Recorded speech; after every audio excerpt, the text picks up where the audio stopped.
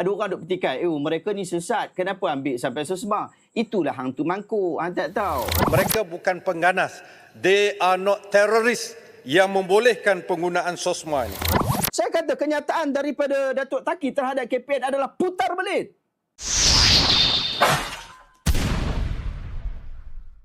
Kerana itu bila kita tengok, dia ada elemen yang dipanggil sebagai ianya dilakukan secara berkumpulan, satu atau lebih.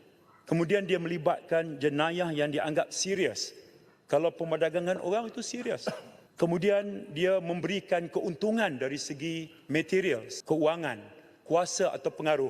Jadi ianya fit untuk kita invoke 130V kandung keseksaan bagi membolehkan selepas tamat tempoh reman kita guna pakai sosma, dan sosma semua kita tahu adalah masa 28 hari mereka peguam boleh akses dan mereka mesti dibawa ke muka pengadilan. Proses itu sangat jelas dalam proses kita membuat keputusan ini. Alhamdulillah kita dah dengar sahabat-sahabat kenyataan daripada Menteri KDN berkaitan tentang isu ni, yang mana dia bagi penjelasan pasal apa dia ambil ataupun digunakan sosma. Isunya adalah isu keselamatan negara adalah terancam dengan puak-puak JSB. Keterancaman itu tidak semesti dengan sifat fizikal semata-mata.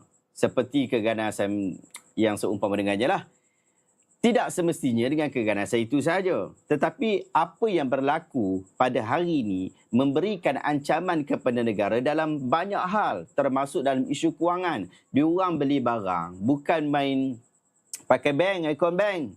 Diorang pakai jual beli secara cash. Kita tengok tak? Sebelum ni ada artikel daripada salah seorang daripada pakar kewangan yang menyebutkan tentang sistem Smurf yang berlaku dan mungkin berlaku sungguh-sungguh di dalam JSB. Dan itu adalah satu indikator yang bagus untuk kita nak pastikan apa yang disebutkan tentang keselamatan negara itu terjaga.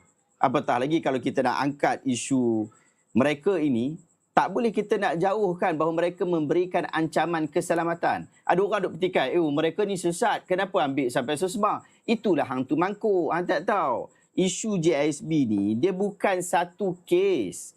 Bahkan isu beragama ni, setahu saya, belum masuk di dalam list pihak polis secara khusus. Yang menjadi isu agama ni pihak Jabatan Agama Negeri dalam Mahkamah Syariah. Tetapi yang jadi isu mereka ni ada 12 akta. Yang semua itu bukan sekadar isu agama. Jadi kalau orang kata masalah JSB ni adalah masalah mereka sesat, kenapa nak pergi tangkap sosma? Bukan sekadar isu sesat. Mereka ini membahayakan. Bukan sekadar sesat. Membahayakan negara dalam pelbagai sudut. Bahkan daripada sudut ekonomi. Duit sepatutnya bila awak untung besar. Apatah lagi di dalam isu keagamaan. Awak kata awak syarikat Islam yang bagus, yang hebat. Tetapi zakat awak tak bayar. Persoalannya disalurkan ke mana? Jadi persoalan-persoalan itu dianggap sebagai satu isu yang berat dan boleh memberikan ancaman kepada negara. Sebab tu awak jangan duduk pakai naratif sesat saja. Sesat itu satu isu. Sebab tu kita ada proses pemulihan dan sebagainya. Sesat itu satu isu. Tapi JISB ni bobrok dengan sikap yang betul-betul teruk. Jadi jangan terpedaya. Saya ingat geng-geng pihak Perikatan Nasional juga mereka terpedaya dengan isu ni. Mereka nak pergi kata bahawa okey, JISB ni sesat. Jadi kenapa nak sampai sosma? Sebab dia tahu satu benda aja, isu sesat saja. Dia terlupa, padahal dia dah sebut dah sebelum ni. Dia terlupa isu kanak-kanak, isu akta syarikat dan pelbagai akta, 12 akta yang telah digunakan itu. Dan kemungkinan besar pihak KDN sebut bahawa akan banyak lagi. Akan banyak akta-akta lagi yang akan digunakan untuk mereka. Jadi kita kena faham pasal apa sosma digunakan di sini. Sosma ni sangat lebih baik jika nak dibandingkan dengan ISA. ISA ni kena tahu juga. Dulu, ni saya tengok Perikatan Nasional, geng-geng bersatu apa semua. Hampa dulu UMNO. Hampa dulu duduk bersama dengan Tun Mahathir dan sebagainya. Zaman hampa dulu, mereka letakkan bawah ISA. ISA ni ajaran sesat letak isu ISA. Si Abuya ni letak bawah isu ISA. Itu isu ajaran sesat. Sedangkan pihak kerajaan sekarang, saya bukan nak backup lebih kerajaan, tapi dia orang buat betul, kita kena respect, kita kena sokong. Kerajaan sekarang, dia tak buat isu agama ataupun isu kesesatan sebagai isu utama untuk mereka itu masuk di dalam isu sosma. Tak. Bukan itu. Nampak tak? Itu kita kena perhatikan. Lagipun sosma ni dia 28 hari. Selepas daripada 28 hari ini wajib didakwa. Dia bukan satu tangkapan tanpa dakwaan. Bahkan ada akses peguam untuk pergi. Kalau ISA, ada peguam boleh akses? Tak boleh. Itu kita kena tahu lah ni. Sebab tu, geng-geng PN, Perikatan Nasional, orang-orang politik, tolonglah support polis, support KDN. Sebab ini, isu ni bukan isu sesat saja. Isu ni bukan isu sesat. Saya tahu, dia orang ni semua tahu ni. Geng-geng sidang parlimen ni tahu. Pasal apa tutup mata saya tak tahu. Yang tu saya tak tahu. Yang saya tahu mereka mengetahui bahawa isu di dalam GISB bukan sekadar isu sesat. Pelbagai isu ada situ. Isu perkahwinan, isu poligami. Yang ni tak angkat lagi sahabat-sahabat ni. Tak angkat sungguh-sungguh lagi. Isu kewarganegaraan yang memang ini sedang diangkat sungguh-sungguh. Tetapi isu perkahwinan, poligami yang pelik-pelik, yang menyanggahi sistem negara. Perkahwinan yang tidak menghormati sistem negara, sistem bernegara. Mereka tak hormat sistem negara kita. Mereka buat sistem dalam sistem. Adakah ini tidak memberikan ancaman? Mereka bukan satu kumpulan 5 orang. Mereka ada ribuan orang. Bukan setakat dalam negara, luar negara. Tidak memberikan ancaman. Anda tak terasa terancam lagi ke? Saya tak tahu kalau geng-geng pihak PN ni nanti jadi kerajaan. Tak tahu macam mana. Saya tahu, saya kenal beberapa orang macam Fadli Syari. Saya antara orang yang tabik dia dan dia bagi kenyataan yang agak bagus juga dalam bab ni. Cuma dia pertikaikan isu sosma jugalah. Tapi cuma kenyataan dia agak baik lah berkaitan tentang hal ni. Adalah harapan saya kepada orang-orang PN juga.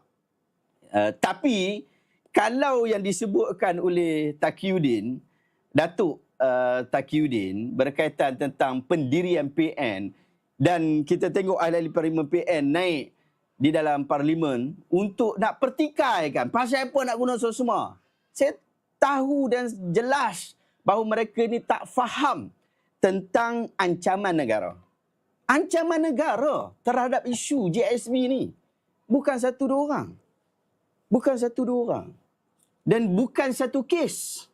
Bukan satu kes. 12 akta yang sekarang sedang diuruskan. Dan kemungkinan akan wujud lagi. Dan dia bukan akta kecil-kecil, bro. Bukan kecil-kecil, isu besar. Sebab tu tangkapan juga pun bukan hanya di satu tempat. Tetapi secara menyeluruh. Dan pihak polis bukan setakat nak pergi tangkap, kemudian sembang-sembang dengan dan minum kopi. Tidak. Kita menganggap bahawa ini adalah ancaman kepada negara. Oleh sebab itu, ia perlu dibuat secara holistik. Ia perlu dibuat secara besar-besaran. Tak payah nak kait dengan PN bang. Zamrul, saya minta maaf. Kena kaitkan dengan PN. Sebab PN bagi kenyataan. Datuk Taqiyuddin, dia sebut itu pendirian PN. Dia sebut itu pendirian Perikatan Nasional. Saya kalau Datuk Taqiyuddin tak sebut, saya tak risau. Sebab saya kenal beberapa ahli parlimen PN, bahkan beberapa kawan-kawan saya dalam PN, Perikatan Nasional. Okey bab ni. Mereka jelas dalam bab ni. Tapi bila Datuk Taqi kata, ini adalah pendirian daripada Perikatan Nasional dan kemudian disokong oleh ahli parlimen PN sekalian, ini adalah satu perkara yang mengecewakan kita sebagai rakyat Malaysia. Jika esok mengundi, awak hilang satu undi saya. Sangat-sangat mengecewakan. Sangat-sangat mengecewakan. Kenyataan seperti ini tak patut disebutkan. Apatah lagi Datuk Taqi ni orang main undang-undang. Dia pun dulu duduk dalam Kementerian Undang-Undang. Dia pun tahu bab ni. Tapi pasal apa nak tutup mata saja? Masih lagi nak kata ini sekadar isu sesat? Bukan sekadar isu sesat. KPN sebut banyak kali dah tentang isu ni. Bukan 1-2. Bukan 1-2 kali. Kemudian Datuk Taqi dalam kenyataan. Dia duduk pergi sekeh ketua polis negara. Awak kena tahu, awak sebut dalam parlimen. Rakyat sedang tengok. Awak nak buat apa? Awak nak bagi orang hilang kepercayaan kepada ketua polis negara dengan putar belit awak tu. Saya kata kenyataan daripada Datuk Taki terhadap KPN adalah putar belit. Apa yang KPN sebut tentang isu GISB, tentang isu meliwat, diajar meliwat, itu dengan jelas disebut kepada berita, disebut kepada wartawan. Dia menyebutkan tentang siasatan yang dilakukan terhadap mereka. Bukan dia putuskan bahawa, bukan dia jatuhkan hukuman bahawa mereka ni confirm melakukan hal tu. Bahkan mendahului mahkamah dalam bab tu. Tidak. Tapi kenapa Datuk Taki nak pusing bab tu? Memalukan seorang ahli parlimen, memalukan pihak KPN, ketua polis negara, IGP kita, secara terang-terangan. Kami rakyat tengoklah. Kemudian duk bangkitkan dengan isu yang tak ada kaitan. Ini adalah falasi, logical falasi. Awak kaitkan dengan isu apa dia di Johor, yang berlaku isu di Johor itu. Itu tidak ada kaitan. Kenapa awak dah bangkitkan ini, melainkan awak dengan nak sungguh-sungguh untuk nak menjatuhkan maruah, bahkan nak menjatuhkan penghormatan kami kepada ketua polis negara. Tidak ada sebab lain awak sebutkan itu, melainkan awak nak menjatuhkan maruah dia. Apatah lagi isu ni tak ada kaitan langsung. Character assassination yang dibuat oleh Datuk Taki ni sangat memalukan. Sangat memalukan. Kita bahkan kalau hang pi kata betul tak apa. Kalau macam isu yang lepas, dia tarik balik. Sekarang ni saya nak tanya anda, dia tarik balik ataupun tak? Bahkan kenyataan dia tu jelas. Dia tidak memberikan hukuman. Dia menyebutkan apa yang polis sedang lakukan. Kita yang baca berita tapi tak reti faham, kemudian kita buat ajaran sesat kepada orang lain. Bagaimana kita nak mempertahankan perkara kebenaran jika kita sendiri pun berada di dalam kesesatan? Kena tengok betul-betul. Kena tengok betul-betul. Ini bukan sekadar isu akidah, sahabat-sahabat. Bukan sekadar isu akidah. Sahabat kita tadi, kau tak faham. Kesian adik dia. Adik dia dan kawan-kawan dia yang duduk di dalam pengawasan GISB, yang diabaikan oleh GISB, dibiarkan oleh pihak GISB terhadap isu liwat dan meliwat itu. Trauma yang dia ada, yang berlaku kepada diri adik-adik dia, bukan satu hari, sepanjang hidup. Bukan isu agama saja. Apa yang berlaku yang telah dijatuhkan hukuman baru-baru ni? Penderaan kepada pelajar telah diputuskan. Kita nak duduk diam. Tak merasa lagi terancam. Nak pergi swing atas isu politik lagi. Nak pergi gunakan politik atas kepentingan-kepentingan politik semata-mata. Menunggang isu untuk politik. Apa benda ni? Sentiasa nak bersedia untuk pilihan raya yang akan datang. Apa benda ni? Saya tak ada masalah dengan parti apa. Saya bukan ahli mana-mana parti. Saya tidak ada baju kepartian. Saya tidak ada baju kepartian. Orang nak kata saya orang duduk tengah. Saya adalah orang yang duduk tengah. Hari ini saya mengundi PH. Esok saya boleh mengundi PN. Tulat saya mengundi PH balik. Terbalik saya mengundi. Mungkin saya mengundi yang lain daripada kedua-dua tu. Mungkin saya ambil alternatif yang lain. Kerana saya bukan orang politik. Saya adalah rakyat yang duduk di negara ini dan merasa bahawa ini adalah tanggungjawab kenegaraan. Orang politik, anda berada di barisan hadapan. Jangan main politik semata-mata. Isu ini isu berat. Bukan sekadar isu agama. Bahkan isu agama pun dah berat. Bukan sekadar isu agama. Pihak polis bertukus lumus, lebih 1,000 pegawai polis terlibat dalam isu ni. Awak mempermain-mainkan ketua polis negara Sebegitu sahaja. Apa ciri kemanusiaan dan kenegaraan awak? Kalau awak ada full evidence yang betul-betul pihak ketua polis salah di dalam hal berkenaan, okey juga. Tetapi awak salah baca. Apa yang disebutkan di dalam berita bukanlah hukuman daripada pihak IGP kepada mereka. Bukan.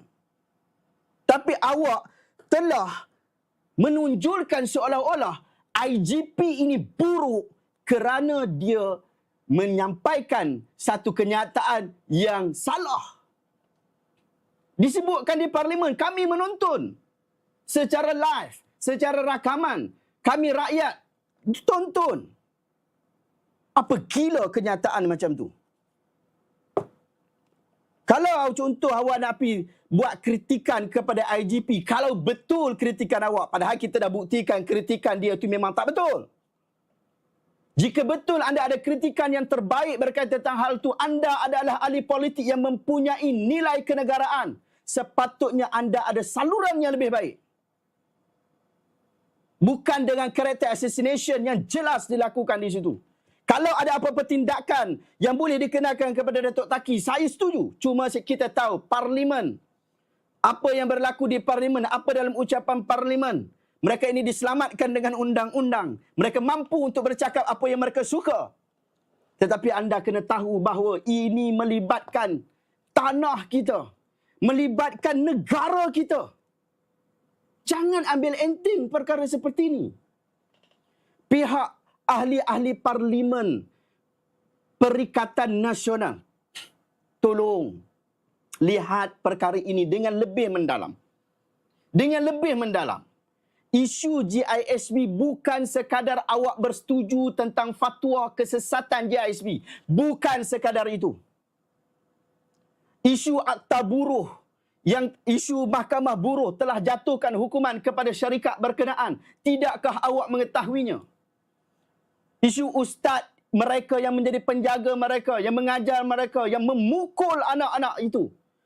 Tidakkah anda melihatnya? Ini yang telah diputuskan, disabitkan kesalahan. Yang lain-lain ini dalam proses pensabitan itu. Hati-hati. Hati-hati. Dalam Al-Quran, ada kalimat yang sama sebutannya, sama ejaannya dan sama bunyinya. Tapi maknanya berlainan. Contoh ya, kalimat man. Ada 3 jenis man sebenarnya dalam Al-Quran. Yang pertama, man isim tanya. Yang kedua, man isim syarat. Yang ketiga, man isim mewakili. Man tanya, terjemahannya siapakah? Man isim syarat pula, terjemahannya siapapun. Siapapun mak pilih, nescaya saya terima. Itu man syarat. Yang ketiga ialah man mewakili ataupun kita panggil man isim mausul. Terjemahannya ialah seseorang yang. Ketiga-tiga jenis man ini, kalau tuan-tuan salah letak makna dia, maka rangkap ayat itu akan jadi kelaru. Kalau anda buka kamus pula, kamus Melayu Arab, pasti ketiga-tiga man itu akan diberikan sekaligus makna dia. Man maknanya siapakah atau siapapun atau seseorang yang. Ya. Persoalannya, bila anda jumpa dalam Al-Quran, masa anda baca Quran, ia man jenis yang mana antara 3 itu tadi? Masalah begini tuan-tuan, tiada dalam sistem mudah Al-Furqan kami. Cuba tuan-tuan komen pada Ustaz Shihab. Cepat sikit Ustaz, kami tak sabar nak faham Al-Quran ni. Kalau saya, anytime saja. Okey.